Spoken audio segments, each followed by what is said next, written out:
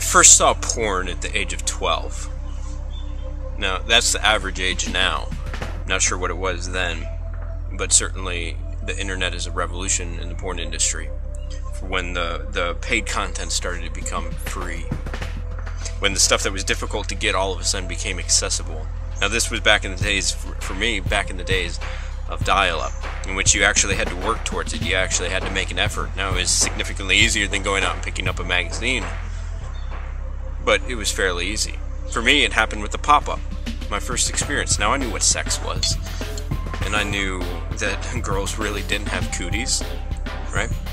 I had had my first girlfriend by that time, but I had no idea really what porn looked like. I knew what it was, but I had no real idea what it looked like. I was a little bit put off by it. And let me say this, that porn is a sick industry. Let me also say this, that I was addicted to it for a long, long time. Badly addicted to it. You see, society thinks that porn does not shape you. It does not mold you. It does not affect your mind. We don't see it really as a relevant issue. It's one of those things that we close the door, literally, and act like it's not really an issue at all. But the simple fact is that the average age for seeing porn is 12, and that the most searched term on the internet is sex.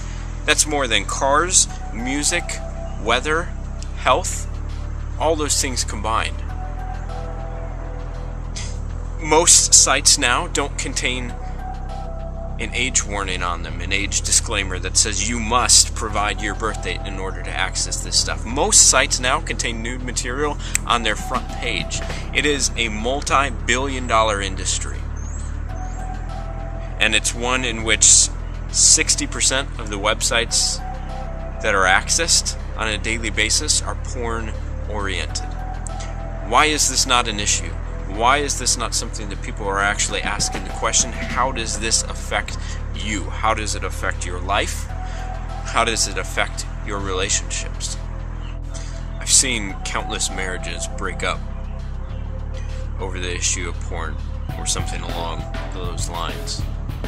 Sexual in nature, in which we elevate pornography, in which we elevate the portraits of these airbrushed naked bodies over the relationships that we have with our spouses, with our friends, with our girlfriends, with our children. We let it consume us. Now, lots of people will say, well, you're just a Christian.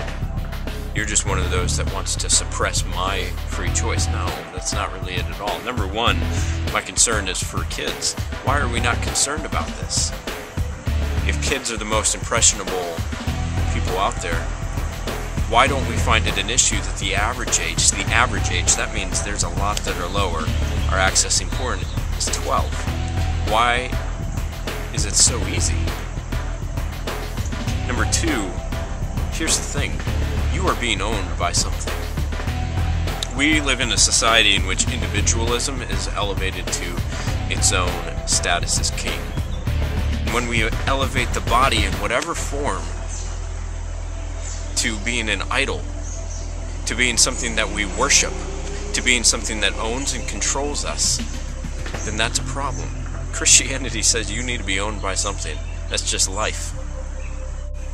You are either owned by something like pornography or drugs or alcohol, or you are owned by your own self-perception that you're God, or you are in fact owned by God.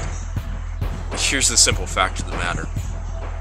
I let pornography control me for a long time, and if you don't think that it controls you, then do this. Stop looking at it for a while. Say, I'm not going to look at it for a month. Just 1 month, 30 days out of your entire life.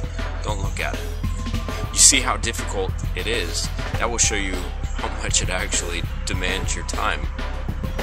Demands you as a person. You can see if it controls you. The question is not really over pornography. The question is, what is it that owns you? What is it that you're placing in the status of God?